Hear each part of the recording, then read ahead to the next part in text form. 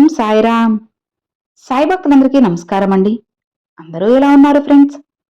మన సాయినాథుని దయ వల్ల అందరూ బాగుండాలని మనస్ఫూర్తిగా కోరుకుంటూ ఈరోజు ఈ వీడియోనైతే స్టార్ట్ చేస్తున్నాను. ఇక ఈరోజు వీడియోలో బాబాగారు ఎలాంటి సందేశాన్ని తీసుకొచ్చారంటే, తల్లి, నువ్వు ప్రాణానికి ప్రాణంగా ప్రేమిస్తున్న వ్యక్తి ప్రతిరోజు కూడా నీ గురించే తలుచుకొని నీ ఫోటోని చూస్తూ కళ్ళనీరు పెట్టుకుంటున్నారమ్మా. అది ఎవరో నువ్వు ఖచ్చితంగా తెలుసుకొని తీరాల్సిందే తల్లి. లేదంటే తరువాత నువ్వు కూడా ఎంతో బాధపడాల్సి వస్తుంది. ఇప్పుడే విను అని బాబాగారు ఈరోజు మన ముందుకు ఒక చక్కటి సందేశాన్ని అయితే తీసుకొచ్చేశారు ఫ్రెండ్స్. మరి బాబాగారు మనకి ఏం చెప్పబోతున్నారు, అసలు ఆ వ్యక్తి ఎవరు, ఎందుకు ఇంతలా బాధపడుతున్నారు, బాబాగారి మాటలు వెనుకున్న అర్థం ఏంటో, పరమార్థం ఏంటో, ఇలా ప్రతిదీ కూడా స్వయంగా మనం మన సాయి తండ్రి మాటల్లోనే తెలుసుకుందామండి. బాబాగారు ఏం చెప్తున్నారు అంటే, చూడమ్మా, ఒక వ్యక్తి నీ గురించి పదే పదే ఆలోచిస్తున్నారు. అసలు నీ యొక్క పరిచయం అనేది వాళ్ళ జీవితంలో ఒక మధురమైన ఘట్టంగా మారిపోయింది. నువ్వు లేకపోతే అసలు వాళ్ళ జీవితమే లేనట్లుగా, వాళ్ళకి ఏమీ తోచనట్లుగా ఒక్క క్షణం, ఒక్క పూట గడపడానికి ఒక యుగంలో వాళ్ళకి మారిపోతుంది. అసలు వాళ్ళు ఆ రోజును కూడా ఊహించుకోలేకపోతున్నారు. వీరిద్దరి మధ్య కొంత తేడా వచ్చి కొంతకాలం నుంచి మీరు ఒకరినొకరు దూరంగా ఉండడం జరిగింది కదా. ఈ దూరం శాశ్వతంగా ఉండిపోతుందని వాళ్ళ మనసులో ఒక ఆలోచన వచ్చేసిందమ్మా. వాటి వల్ల వాళ్ళు సరిగ్గా తిండి కూడా తినడం లేదు, సరిగ్గా నిద్రించడం లేదు. ఏ పనైనా సరే అతను చేయాలి అని అస్సలు అనిపించడం లేదు. ఒకవేళ బలవంతంగా చేసినా సరే వాళ్ళకి దానిపై మనసు అనేది ఉండడం లేదమ్మా. అనుక్షణం నీ గురించి ఆలోచిస్తూ ఉన్నారు, నీ గురించే తలుచుకుంటూ ఉన్నారు. నీ ఫోటోని చూసి వెక్కి వెక్కి ఏడుస్తూ ఉన్నారు. ఎక్కడ చూసినా టీవీలో, ఫోన్లో ఏదైనా సరే పాట వినిపించినా, లేదా తన మనసులో తన కంటికి కునుకు వేద్దామని మంచం మీద పడుకున్నప్పుడు కూడా నీ ఆలోచనలే, నీ రూపులే. తన చుట్టూ కూడా ముట్టేసి ప్రశాంతత లేకుండా తను ఇబ్బంది పడుతూ ఉన్నాడు. అతని ప్రేమ అనేది మనిషి ఎంత సంతోషపెడుతుందో మనిషిని అంతకన్నా ప్రేమ బాధ పెడుతుంది కదమ్మా. ఎవరికైతే ఈ ప్రేమను దక్కించుకునే అదృష్టం ఉంటుంది కదా, వాళ్ళు నిజమైన అదృష్టవంతులు. మరి నిజంగా జీవితంలో కనీసం చేతి నిండా డబ్బులు లేకుండా నలుగురిలో గౌరవాన్ని తీసుకొచ్చే పనులు, పెద్ద పెద్ద వ్యాపారాలు, బిజినెస్ను లేకపోయినా సరే, నా మీద ప్రేమ అనేది ఒకరి గుండెల్లో, ఒకరి మీద ఉన్నప్పుడే సంతోషంగా హాయిగా బ్రతకగలం. అవును బిడ్డ, నీకంటూ ఒకరున్నారు, నిన్ను ఒకరు ఇష్టపడుతున్నారు అని నీకు తెలిసినప్పుడు నువ్వు ఎంతో హాయిగా ఉండగలవు. అలానే నీకంటూ చెప్పలేని ఒక ధైర్యం, నీలో ఏదో తెలియని సంతోషం, ఇలా అన్నీ నీకు వచ్చేస్తాయి. అవును కదా.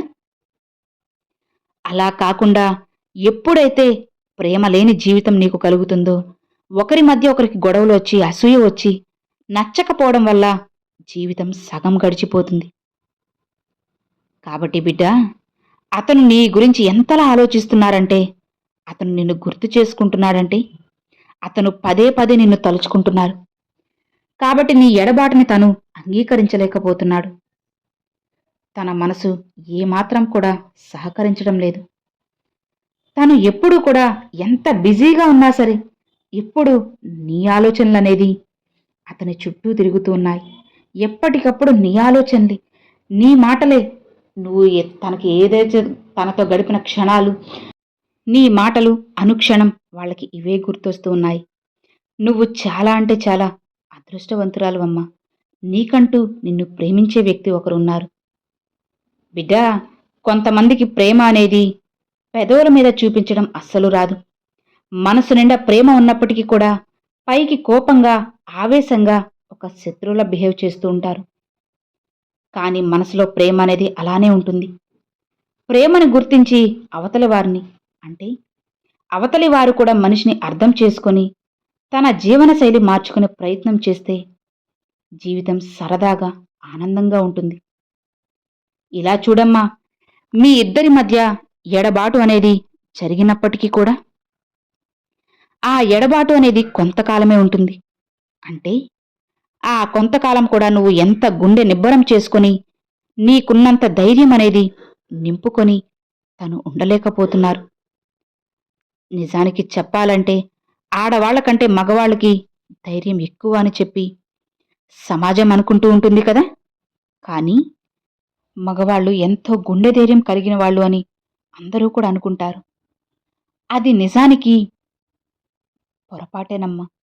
ఎందుకంటే తల్లి శరీరంలో ఉన్న బలంతో మగవారు ఆడవారి కంటే ఎక్కువ బలం ఉండొచ్చేమో. కానీ మానసికంగా చూసుకున్నట్లయితే మగవారి కంటే ఆడవాళ్లే బలంగా ఉంటారు. ఏదేమైనా సరే తల్లి, వాళ్ళు అంటే ఆడవాళ్ళు ఏదైనా సరే వెంటనే జీర్ణించుకోగలరు. ఏ బాధ వచ్చినా సరే ఆ బాధను పూర్తిగా దిగమింగి ఆ తర్వాత వాళ్ళు ఏం చేయాలని చెప్పి ముందు ఆలోచన చేస్తూ ఉంటారు. తన కుటుంబ శ్రేయస్సు కోసం, తన సంతానం కోసం ఎప్పటికప్పుడు బాధని ముఖంలో కనిపించనీయకుండా వాయిదాలు వేసుకుని ఎప్పటికప్పుడు జీవితంలో సంతోషంగా గడపడం కోసం, ఆనందంగా ఉండడం కోసం వారి వంతు ప్రయత్నం అనేది వాళ్ళు చేస్తూనే ఉంటారు. నిజానికి ఎప్పుడైనా సరే మగవారిని గమనించినట్లయితే ఆ బాధను ఎలా మర్చిపోవాలో తెలియక ఒంటరిగా కుమిలిపోతూ ఉంటారు. ఎక్కువగా నిద్రిస్తూ ఉంటారు. అప్పుడే చెడు అలవాట్లకు బానిసవుతూ ఉంటారు. మానసికంగా ఆడవాళ్ల కంటే మగవాళ్ళు చాలా బలహీనంగా ఉంటారు. కాబట్టి మగవాళ్ళు చాలా బలమైన వారు. ఏదైనా తట్టుకోగలరు. మగవారికి అసలు ప్రేమ లేదు. వారి యొక్క స్వార్థాన్ని వాళ్ళు చూసుకుంటారు. మగవాళ్ళు మూర్ఖులని చెప్పి కొంతమంది, ఎంతోమంది కూడా భావిస్తూ ఉన్నారు కదా. అది ముమ్మాటికి అబద్ధమే తల్లి. అవునమ్మా. చెప్పాలంటే నిజానికి వారి మనసు అనేది వెన్నపూస లాంటిది. ఇప్పుడు నీ జీవితంలో ఉన్న ఒక వ్యక్తి మనసు కూడా ఇలానే ఆలోచిస్తూ ఉంది. నీకు ఎలాంటి బాధ అనేది కలగకూడదు అని, నువ్వు ఎప్పుడూ కూడా సంతోషంగా ఉండాలి అని చెప్పి, నిన్ను ఏ కారణంగా వాళ్ళు ఇబ్బంది పెట్టకూడదు అని, వాళ్ళ కారణంగా నువ్వు బాధపడకూడదు అని, ఏదైనా సాయం కావాలంటే తను వెంటనే అడుగు ముందు వేస్తారు. అది నువ్వు ఖచ్చితంగా గుర్తించాలి బిడ్డా. ఇలా ప్రతి విషయంలో కూడా తను మీ మీద ఒక కేరింగ్ అయితే చూపించడానికి సిద్ధంగా ఉన్నారమ్మా. కొన్నిసార్లు అపార్థాలు, అనుమానాలు ఇవి ప్రేమ ఉన్నవారి మధ్య కదా జరుగుతాయి చెప్పు. ఎక్కువ గొడవలు, ఆడుకోవడం, దెబ్బలాడడం, అలగడం ఇవన్నీ కూడా ఇద్దరు ప్రేమ ఉన్న వాళ్ళ మధ్యనే జరుగుతాయని నువ్వు తెలుసుకోవాలి బిడ్డ. ఇది నువ్వు గుర్తించకే అపార్థం చేసుకునే జీవితాన్ని నాశనం చేసుకుంటున్నావు. కాబట్టి ఇప్పటికైనా తెలుసుకోమ్మా, కళ్ళు తెరు. ఏది ఏమైనా సరే, ఎంత గొడవలనేవి జరిగినప్పటికీ కూడా నీ జీవితం అనేది తన కోసం అన్న విషయాన్ని మర్చిపోకు. అతని జీవితం అనేది నీకోసం అన్న విషయాన్ని కూడా మర్చిపోవద్దు.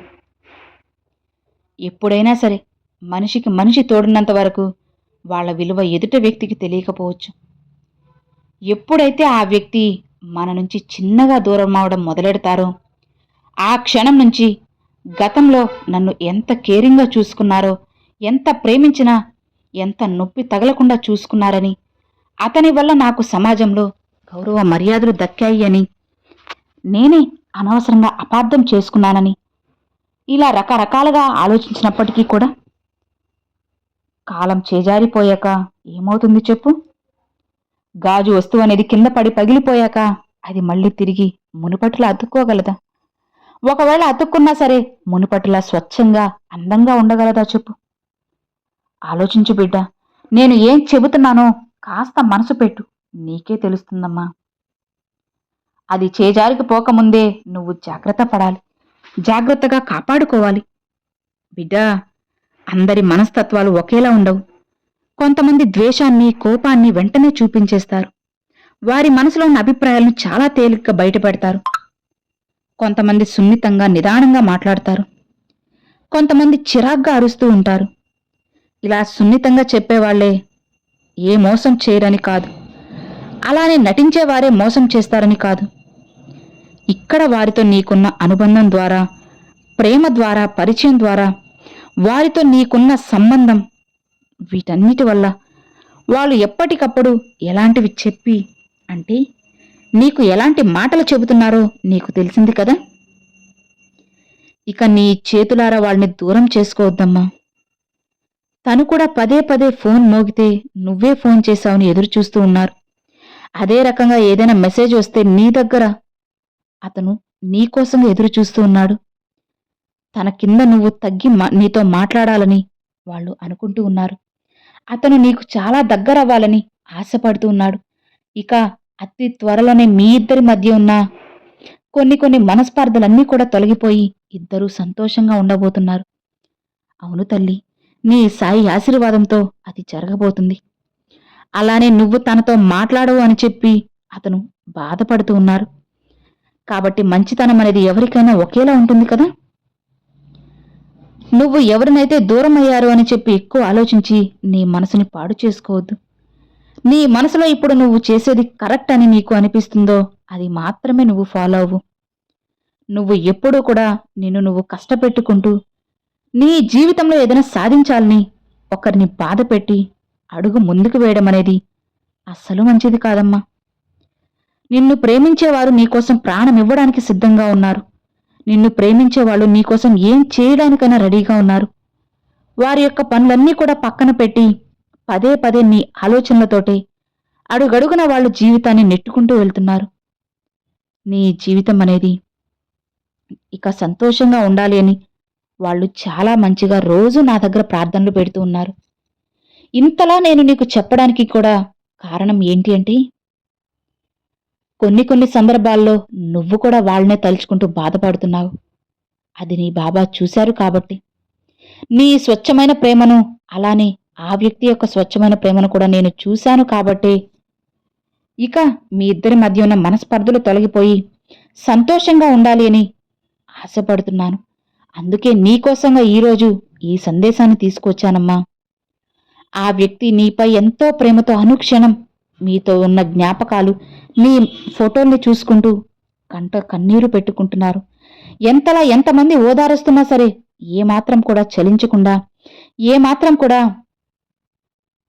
కన్నీరనేది ఆపుకోకుండా తను అనుక్షణం భయపడుతూనే ఉన్నాడు. అలానే బాధపడుతూనే ఉన్నారు. నువ్వు ఎప్పుడూ కూడా తనతో పాటే ఉండాలి అని చెప్పి ఎంతో ఆశపడుతున్నారు. నీకోసంగా ఆ వ్యక్తి విలవిల్లాడుతూ ఉన్నారమ్మా. అందుకే ఇక వెనకడుగు వేయకు తల్లి. కాస్త మనసు పెట్టి ముందుకు వెళ్ళు. మీ ప్రయాణాన్ని ముందుకు తీసుకెళ్ళావు అంటే జీవితం చాలా సంతోషంగా ఉంటుంది. ఇక ధైర్యంగా ముందుకు వెళ్ళమ్మా. మిగతావన్నీ కూడా నేను చూసుకుంటాను. కొండంత అండగా నీ సాయి తండ్రి నీకు తోడు ఉండగా నీకెందుకు బిడ్డ దిగులు చెప్పు. హాయిగా ప్రశాంతంగా ముందుకు వెళ్ళు. మిగతావన్నీ నేను చూసుకుంటాను అని బాబాగారితో చెప్తున్నారండి. సో విన్నారు కదండి, ఈరోజు బాబాగారు చాలా చక్కటి సందేశాన్ని మనందరి కోసంగా తీసుకొచ్చారు. మరి ఈరోజు బాబాగారు పంపించిన ఈ మంచి సందేశం మీ అందరికి నచ్చింది అని అనుకుంటున్నాను. నచ్చితే ఒక చిన్న లైక్ చేయండి, మరికొంతమంది సాయి భక్తులకు షేర్ చేయండి. ఫస్ట్గా మన ఛానల్ చూసేవాళ్ళు సబ్స్క్రైబ్ చేసి సపోర్ట్ చేయండి ఫ్రెండ్స్. Thanks for watching. ఓం సాయిరామ్.